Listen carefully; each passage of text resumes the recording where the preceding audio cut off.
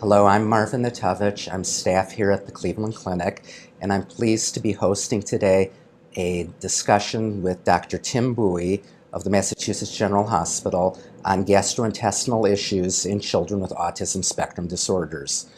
Dr. Bowie is a distinguished pediatric gastroenterologist and is currently clinical director of gastroenterology and nutrition at the Lurie Center for Autism, based at the Massachusetts General Hospital for Children, and is faculty in pediatrics at Harvard Medical School. The learning objectives for today's webinar are several. First, to discuss the spectrum and prevalence of GI and nutritional issues in children with autism. Second, to discuss the diagnostic recognition of these issues. Third, to discuss clinical practice guidelines for the evaluation and care of GI issues in children with autism. And finally, Dr. Bowie will present his ideas about major clinical research needs in this field. To begin with, Dr. Bowie, there's a considerable literature regarding GI issues in children with autism. Can you tell us a bit about what types of GI issues occur in children with autism, and what does the best evidence say about the frequency of occurrence of different types of GI issues in this patient population? As you know, autism's been discussed really for less than 100 years as a medical diagnosis. And the medical literature talking about how these children present with medical problems is really very short in historical terms. The literature really starts looking at the possibility of gastrointestinal problems only in the late 90s. And so we've really only got about 15 years worth of a literature that talks about the prevalence of gastrointestinal problems in this community.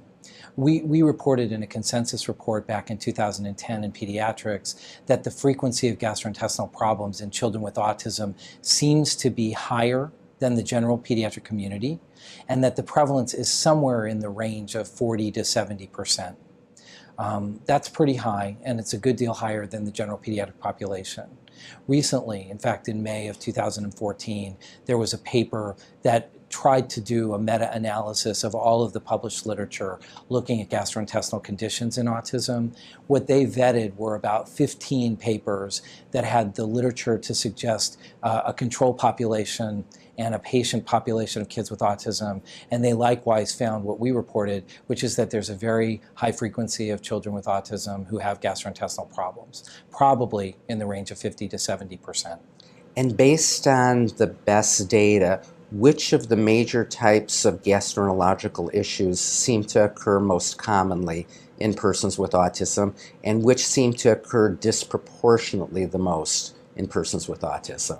I think those are questions that are not completely answered by the literature so far, but as we can judge, the papers that have been published so far talk about a general presentation of medical conditions that aren't too different than the general pediatric population, but they may be more common in this group of kids. So common medical conditions like constipation, diarrhea, acid reflux, food allergy are the conditions that come up again and again and again in this population. We do not find that there's evidence for a distinct gastrointestinal condition in autism, such as autistic enterocolitis or some inflammatory state that is unique to children with autism. And I think that's extremely important because that hunt for something different about these children may not be where it's at. The hunt for the underlying medical condition may be where it's at. And parallel to talking about major gastroenterological issues, I'd also like to ask you to give your input on what are the major nutritional issues that are known or seem to occur more commonly in persons with autism. Some large studies that have looked at the nutritional impact of these dietary restrictions haven't really shown that there's a large-scale deficiency in the patient population of children with autism. So although they may be taking a diet that's relatively limited in fruits or vegetables, they don't seem to have a high frequency of vitamin C deficiency or other particular nutrient deficiencies. I think the risk deficiencies that have been reported very commonly include vitamin D deficiency, calcium deficiency, and perhaps vitamin C deficiency or particular deficiencies when kids are very, very selective away from food groups. And what are your thoughts, Dr. Bowie, based on your years of experience and expertise in the field, in terms of what you feel are the major limitations on the studies published to date regarding the frequencies of different gastroenterological and nutritional issues in persons with autism? I think one of the biggest difficulties with evaluating children with autism and looking at underlying conditions is that under every other circumstance, we have a group of individuals who can tell us what's wrong with them. And so we've got people who can come up to us and say, "Doctor, I'm having pain here," or "Doctor, I'm finding it difficult to swallow," or "This food feels funny in my mouth and that's why I don't want to eat it." But so many of the presentations of children with autism are behaviors that seem to result from that potential sensitivity, and we can't get to that through questionnaires. And most of the difficulty that I see is that the questionnaires that have been put forward to try to ascertain gastrointestinal problems are very limited. And when we look at the databases and the medical reports that are out there, they're based on very limited questionnaires. A couple of the questionnaires out there are simply, do you perceive your child to have constipation? And if the parent clicks yes, then that patient meets the criterion for constipation. So I think that part of it is how do we ascertain those answers from these children who are often nonverbal or have significant communication defects? And how do we expect parents to be able to answer those questions for their nonverbal child? And are we asking the right questions? And in taking the history, the gastroenterological history of a child with autism, what are the key issues that you try to question about? We're very focused on eating behaviors and intake behaviors, in particular with regard to nutrition. We're very focused historically on how children presented in the past. And so one of the things that I think is extremely important and maybe informative about if a child might have a persistent food sensitivity is if they had previous food sensitivity issues. Did that child have formula intolerances or colic or irritability in infancy that may have represented a food allergy or sensitivity that wasn't picked up on at that time? Or did they require multiple formula changes and have to go through that process? Some of those problems in retrospect might have been a child who had sensory processing issues and may have been showing their early neurological manifestations of autism, but some of them may be the presentation of gastrointestinal distress that we just weren't able to recognize at that time. We're very focused on the grazing patterns of children. So can they sit down and eat a regular meal, or do they need to gradually eat over the course of the day for comforting purposes or the like? That may be a really nice marker for the child who has distress and discomfort between meals, and that grazing behavior might represent acid reflux, for instance. We're very interested in trying to characterize the stool pattern as best we can. What's the frequency? What's the pattern? How comfortable is the child when the child is going? All of those, I think, are informative. And perhaps maybe one of the best examples of how we misinterpret data is we see many children who have problems like frequent small stools per day. 6, 7, 10 stools per day, where they're going into the bathroom and they're having production of stool, but they're not really having a successful event. And so those kids are going with a frequency that would make you consider that they would have diarrhea or that they are certainly not constipated, when in fact they're having difficulty evacuating, and treating them for constipation might be a very successful pathway for them. So I think all of that, really getting down closely to the patterns, has been very helpful for us to sort through how we're going to treat those kids. And in addition to the questions you ask about their gastroenterological history, the gastrointestinal history, are there any additional questions that you really feel strongly about getting in history taking regarding the nutritional history? I think it's important, especially as you're tracking growth and development, that you need to know how those kids have grown over time, and having access to what their growth charts looks like is extremely helpful, because there are kids on both sides of that spectrum. Very thin kids who can't put weight on, who the parent would report is eating fairly well but doesn't look good on the growth chart. And we've got kids who are excessively overweight, in fact, and are really in trouble because of medication side effects or the like. And so we're very focused on what their growth chart looks like and how they're doing from that perspective. I think we're very interested in what their sleep history might be as they present, and sleep disturbance might be a hallmark of gastrointestinal problems or nutrient deficiencies. For instance, restless legs or sleep disorder is a common marker for iron deficiency. And in kids who may be selective, or kids who may be over intakers of milk, they may have a higher frequency of iron deficiency, and we can help rectify some of their sleep disorders by recognizing their deficiencies. That's very interesting. Persons, Dr. Bowie, with autism, by definition, have communication deficits, and it can be more difficult to detect symptoms such as abdominal pain. And it would seem that behavioral indicators sometimes can be the sole indicators of pain.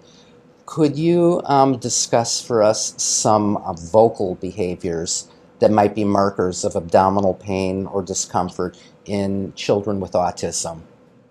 I think that there are several vocal presentations that kids may have, and one of them is throat clearing behaviors. That's often interpreted as a tic. And tics have been described in children with autism as a neurological dysfunction, but often that throat clearing or guttural vocalization is an early marker for gastroesophageal reflux. And we have to remember that gastroesophageal reflux in infants presents with spitting up, and many of these kids have spitting in their early months, but they don't continue to spit up. And so the majority of kids who have acid reflux symptoms over a year won't give you the marker of vomiting. They're going to give it in some other way. They're going to have frequent ear infections. They're going to have vocalizations or throat clearing. Sometimes this habit cough that people talk about on the pulmonary side may be a presentation of acid reflux, where kids are trying to clear their esophagus or they've got low-grade irritation. Difficulty swallowing sets off sometimes the throat clearing behavior. So things like eosinophilic esophagitis or allergic esophagitis can often set off some of these vocalization issues. I see. And what about motor behaviors? Are there specific motor behaviors that could be markers of abdominal pain or discomfort in someone with autism? I think the hallmark motor behavior that kids have is pressure-seeking behavior on the belly. So if I see a child who's leaning over the furniture and leaning on the arm of a chair, or I have a child who's on the yoga ball and is constantly seeking that belly pressure, or is asking mom or dad to give them deep pressure that we've always connected to sensory processing issues of children with autism, they're very often asking you to look there. One of the behaviors that I think is often missed is pointing behaviors. We talk about autism as a condition where children don't know how to point early on. In fact, that's one of the hallmark markers that children may not be able to localize. But once they can, and once they point, they very often do when they've got a problem, but we don't recognize it. So these are children who often develop a tapping behavior on something that's bugging them. And we'll very often see in the office a child sitting there tapping on their chest or tapping on their belly, and the parent doesn't recognize that as all as a pain presentation or a complaint, but they've been asking that child to point for all of their academic training and support, and here they're doing it and they're not responding to it. I think the other common behavior that we're really focused on is posturing type behavior. So if children are taking funny postures with their neck or torsing their body, often that's a marker that they're trying to do something with their physical posture to help gain comfort. And those children were very interested in doing a medical workup. And are you familiar either from the medical literature or from your own clinical practice, certain behaviors such as self-injurious behaviors or aggressive behaviors towards others that are motor behaviors that are sometimes clues to an underlying GI pathology? Yes, I think that that's a really important question, and I think maybe this is the most important topic of this short discussion. The problem behavior, or what we call subtle, unexplained, repetitive behaviors, are common behaviors that are set off by some underlying medical issue. And yet we let children with autism have these behaviors because they're autistic. That's really a very wrong position to take. There's very good data that's come out of the Autism Treatment Network that's now published, and it's been published in the work that we did in our consensus paper as well, with children who have aggressive and self-injurious type behaviors, that has a very high correlate to gastrointestinal problems. And the two highest correlations of problem behaviors in children with autism is nonverbalness. So if a child is unable to vocalize what's going on with them, they may have more problem behaviors or aggressive behaviors, and gastrointestinal issues underlying them. And so when you see those problem behaviors occurring, especially if they're new onset or there's a change in the character of those behaviors, that ought to be the first clue that you take to consider an underlying medical condition. It's not always gastrointestinal. It could be teeth pain. It could be migraine. It could be ear infection. It could be strep. It could be a variety of underlying medical conditions. But that change in the nature of problem behavior is a very good marker for an underlying medical condition. And a short while ago, you mentioned restless legs during sleep. Are there other sleep disturbances that can sometimes be a clue to important underlying GI pathology? Yes, and I think they look like a lot of other things. And so, for instance, we've got a lot of children who won't sleep in a flat position. They're trying to find a place that they can comfortably sleep. And so when a child is sleeping in an upright position or sleeping on a play toy or something else like that, I think that should be a red flag to consider an underlying GI condition. The child who takes a long time to go to sleep may have a lot of reasons for that. And when you do sleep hygiene questionnaires, you may find that we need to calm down the evening before that or other things. But if you've addressed all of those sleep hygiene issues and they still have problem with sleep induction, we really would look at underlying medical issues. Most importantly, I think the child who goes to sleep fairly well but has reawakening in the middle of the night, we're very concerned about those kids as having a manifestation of acid reflux. And certainly that's one of the presentations of reawakening. And that child may not reawaken unhappy or uncomfortable. The reflux may be simply increasing the arousal state so those children wake earlier than they should. And so they don't have to wake crying to think about reflux. They have to wake frequently. And I think those are things that would make us at least consider whether there's underlying GI issues there.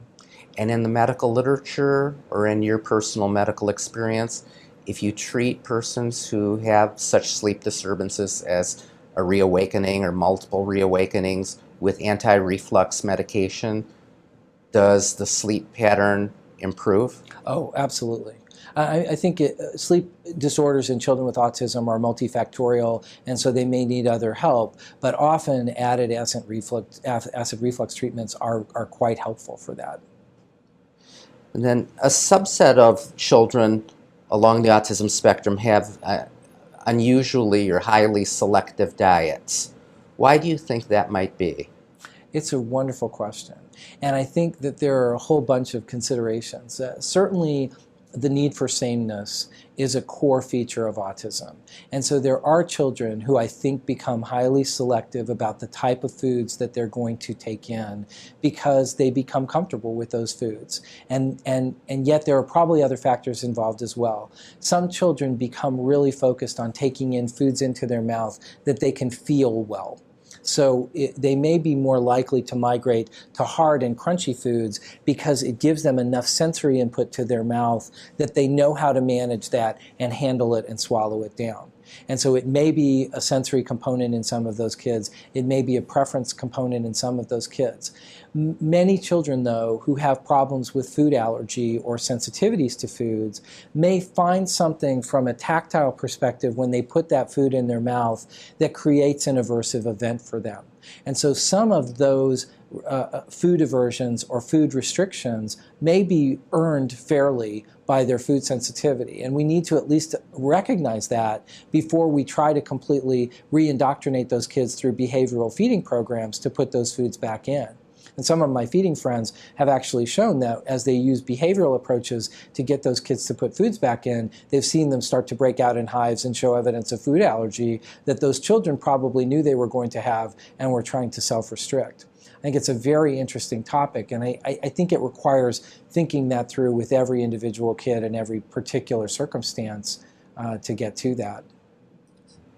And what are the possible consequences of very highly restricted diets, and how and when should a pediatrician or gastroenterologist monitor for such possible consequences? I think that the risk is that there could be a nutrient limitation. And that's when the child is self-restricting or when parents have chosen to do a restrictive diet out of concern that there may be food triggers. And so very commonly now, children are placed on diets that are milk-restricted diets or milk and gluten-restricted diets. One thing that's important to keep in mind is that those foods are often enriched with nutrient supports. And so when we put on a child on a gluten-free diet, or whether he puts himself on that diet, or we're taking away a lot of the enriched products that these children are getting, which is their primary source of B vitamins. And so we may need to be at least aware of the fact that we're restricting them or they're restricting themselves from sources. Kids who are putting themselves on a milk-restricted diet are certainly losing their primary source of calcium and vitamin D, and we need to at least be aware that they need to find other ways to get those products in. It's interesting, the Autism Treatment Network has reported their data on these kids who have food restrictiveness, and even when they're fairly restrictive and they've done these dietary assessments, they don't find that they're deficient in the vast majority of these settings. And so it's an amazing thing that most kids meet their needs even when they're pretty restrictive. And tell us, does celiac disease or gluten intolerance occur more commonly in persons with autism? And is there documented benefit of a gluten-free or gluten and casein-free diet in some persons with autism? So let me handle the first question first, and that is there a higher frequency of gluten sensitivity or celiac disease in autism? The answer, as best we can answer it based on some of the population studies, is that there is no higher frequency of celiac disease in autism now. A very large population-based study that came out of Sweden last year in 2013 really reported very cleanly that there's no higher prevalence of celiac in this population. But we have to consider... Based on serologies or based on biopsy? Based on serologies. What is important is that these are now two relatively common conditions that can coincide. So the prevalence of celiac disease is 1 in 130 individuals. That's pretty high. And the prevalence of autism now is reported at 1 in 68 children. And so the coincidence of those conditions are not unmeasurable. We have a number of kids who have both of those conditions. Maybe the bigger question that families ask is the gluten sensitivity a factor that's accounting for my child's autism? And is it a value for me to take gluten out because it's affecting the autism? That remains an open question, but the studies that have been performed so far looking at milk-free and gluten-free diets in broad-based children with autism, unselected for their sensitivity issues, have not shown a benefit to instituting a casein-free, gluten-free diet. I would contend that the major limitation of those studies is that they took all comers. And why I should expect that a casein-free, gluten-free diet will treat autism any better than putting a child with autism on risperidone and thinking his autism will get better on a medicine or some other agent is probably faulty pathway. We know that autism presents in a whole host of ways. There are probably many underlying phenomena in different subgroups of kids. And so I think a better way of thinking about diet in autism is that there may well be a subgroup of children who have autism, who've shown problems with food sensitivity, who might be wonderful candidates to place on dietary restriction programs to see if they may have improvements in their well-being. And I think that's the better pathway to look forward to, that there will be a unique subgroup that might benefit from those interventions. And tell us what symptoms or signs might turn up in a routine physical examination of a child with autism by a pediatrician or a family practice physician that might warrant referral to a pediatric gastroenterologist. I think most of the children that I see have pretty normal physical examinations. And so the normal physical exam, I think, shouldn't exclude the consideration of this. Most of the kids who come to see us in the gastrointestinal clinic are coming because of historical symptoms that they're presenting with that aren't easily explained in other ways. A number of the children that we see do have some common characteristics, and so we see very frequently eczema and other skin manifestations that may mark allergy tendencies, and that might raise our consideration to do workup in that arena. Obviously, the child who is doing self-injury and those kind of features, I think sometimes those are found characteristically on physical examination. And pediatricians haven't seen them. They'll actually see a callus on the arm of a child who may be self-biting. I actually asked to examine mother's arms right now because often the child will be doing some aggressive behavior against mom, and you'll find scratching or scarring or damage to mom's arms as the marker for that child having aggression. And that may be my best physical marker of a problem going on. Certainly, we try very hard to do a good abdominal exam, and it's difficult in some children to get an abdominal exam. But if we can, often that may mark constipation by evidence of a mass or stool collection that we can get to by exam. I see. And can you speak to or elaborate on what you just mentioned briefly, the immune or inflammation-mediated processes in the gut, what is actually known, and how strong is the evidence, and in what population groups of persons with autism that might pertain to? Well, it pertains uniquely to kids who are justified to undergo endoscopy. So these are kids where the providers have a strong sense that they are presenting with abdominal pain, and they are undergoing an endoscopy or colonoscopy, and there is more of a anecdotal or a pooling of the experience amongst those providers. And so in my practice, when we take those children to endoscopy or colonoscopy, we'll find a variety of inflammatory conditions such as allergic esophagitis or acid reflux damage and reflux esophagitis. Some of the children that we'll investigate will have allergic changes throughout the gut, or they'll have more diffuse inflammatory changes. Some of those children will have truly inflammatory bowel disease features, such as Crohn's disease or colitis. I, in my own practice, haven't been able to characterize a unique clustering of these kids, but I think that we're, if biased, we're biased by the idea of particular behaviors that would prompt us to do a GI evaluation more than maybe other pediatric gastroenterology groups. I think that it's amazing as I go around the country and talk at other centers, many of the GI groups will say, hey, we have this group of kids that have undergone endoscopy and we've found these findings. We're still trying to put together a reasonable pool of what those kids look like and whether there is any pattern to their pathology. And in the medical literature on GI issues in persons with autism, when one thinks about the biology, there's an older literature about the possibility of altered GI permeability. Where do things stand with that type of pathophysiology? Yes, so currently? Increased intestinal permeability is also sort of given another name amongst the families, and that's leaky gut syndrome. And this idea of permeability of the cells or the junctions between cells might be a setting where you are able to bring across chemicals or other substances into the bloodstream that might somehow set off behaviors or problems with autism. Interestingly, the early literature talked about increased intestinal permeability often, and then it fell out of favor because doing permeability studies is pretty difficult in this population of kids. So to do an intestinal permeability study, you have to give them a couple of poorly absorbable sugars and then measure their urine for several hours and then remeasure those sugars in the urine to see what got across the intestinal lining into the kidneys so that they could be measurable and you could compare that to other populations.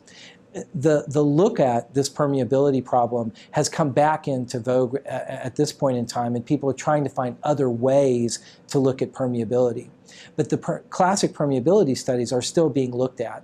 And one of the problems with increased permeability is that if you've got a process going on in your gut, be it allergy or celiac or inflammatory conditions such as inflammatory bowel disease, very often those conditions will cause changes in your intestinal permeability, but day by day and week by week, that permeability will vary. So we're not quite so sure how to place reliability on the testing that we're doing yet. And I think that's why you're not hearing a lot of discussion about what to do with that permeability problem now, because we don't know how to interpret the laboratory tests. I think we'll get better, and one of the things that's been looked at more recently is an intestinal marker called zonulin, which is abnormal in patients who've got permeability problems, and people are starting to look at that as a research tool to try to define these intestinal permeability problems a little bit more clearly. Is that a blood marker or a stool marker? It's a blood marker. I see. And you've talked about gluten sensitivity or intolerance. What other types of food intolerances have been described in persons with autism? Do any of them that do occur with greater frequency in autistic individuals relative to typically developing persons? And when and how should this be studied by a pediatrician or family practice doc? Yeah. This is a very difficult problem as well, because I think there are a variety of ways that foods can cause problems for individuals. And that's true in the general population as well as children with autism. So as we think about these problems as physicians, we try to break them down into ways that we can understand them. Food allergy is certainly a condition that we understand because we can do particular tests that might suggest a sensitivity that is a true immune reaction. And so when we talk about food allergy, we're talking about a child who gives a positive skin test or a positive antibody response to a food by blood testing that suggests that they're intolerant to that product. A number of kids have food allergy. In the general pediatric population, we think that that frequency is somewhere around 5 to 8% in the general pediatric population. Recent reports looking at food allergy in children with autism continue to suggest that that frequency is somewhere around 20 to 25% in that population. So food allergy may be more common in children with autism, and it's certainly worth looking for. Part of the problem is that none of the allergy tests that we do routinely are perfect tests. And we know that even children who have peanut allergy, who may anaphylax from peanut allergy, may have negative skin testing and negative blood testing. So there's a small population of patients that we miss by doing standard allergy testing, and yet those children may be allergic to the food. So we can't rely on any of those tests as 100% reliability to answer that question, but at least we have certain things that we should sort of put on our radar screen that are consistent with allergy, such as skin reactions or respiratory reactions or immediate sensitivity reactions to particular intakes. That's one group of kids. Another group of kids may have a different type of sensitivity to the food that it's presented, and that's a more vague kind of discussion. Perhaps 3/4 of people who have gluten sensitivity don't have celiac or allergy to the gluten type foods, but they have a clinical response to the withdrawal of those foods. And that clinical response may be improved sleep, less depression, less anxiety, as well as an improvement in gastrointestinal symptoms. And so this is a very hot topic in the general GI experience right now, because there are people who get better when they restrict gluten from the diet, and it is a sensitivity, but it's not an allergy that can be defined by a testing tool. We've got celiac disease and gluten in particular, which is a different type of an immune response. It's genetic, it runs in families, so we know how to look for that, and we've got very well-defined testing tools for that. And we've got a different type of digestion problem that happens in many kids, which is carbohydrate digestion or fat intolerance in some of those individuals. So if children don't digest fat well, or they've got a malabsorption type problem, the fat component of those foods might trigger gas or diarrhea or gastrointestinal distress.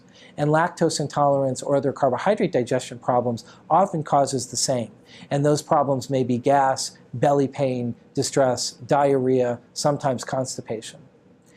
From our own work, and we've published this in the journal Autism, among other places, we find that lactose intolerance is extremely common in the population of children with autism who've got gastrointestinal issues who undergo workup. So in those kids, more than 60% of those children have evidence of lactose intolerance when we look for it. That's outrageously high and is a lot higher than the general population of lactose intolerant patients. And it's even more common in those kids than the children who have gastrointestinal complaints who are presenting but do not have autism. It's interesting. Dr. Bowie, you've provided us this wonderful overview of epidemiology and prevalence of major GI issues in persons with autism and the data that exists today supporting that, and clinical insights into the recognition of different symptoms and signs for different types of GI pathologies. And you've given us an overview of what's known about the biology of different types of underlying GI pathologies in children with autism.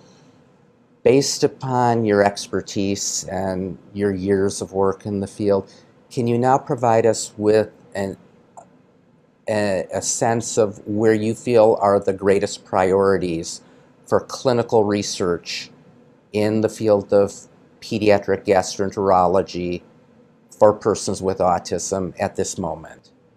I think one of the big pushes in the gastrointestinal experience is to try to define the microenvironment of the GI tract, and that is a very big topic right now on the research side.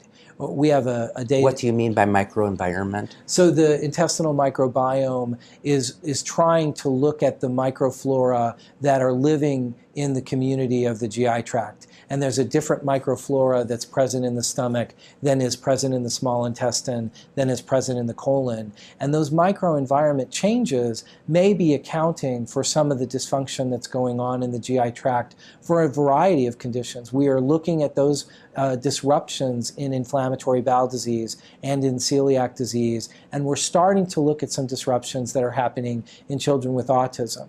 And in the last 5 years in particular, there's a growing literature that's showing disruptions in the intestinal microflora that are starting to have patterns, where particular bugs are deficient and particular bugs are predominating, and some of those predominating bugs may have byproducts that are getting to the brain or getting to the nervous system and accounting for neurological dysfunction.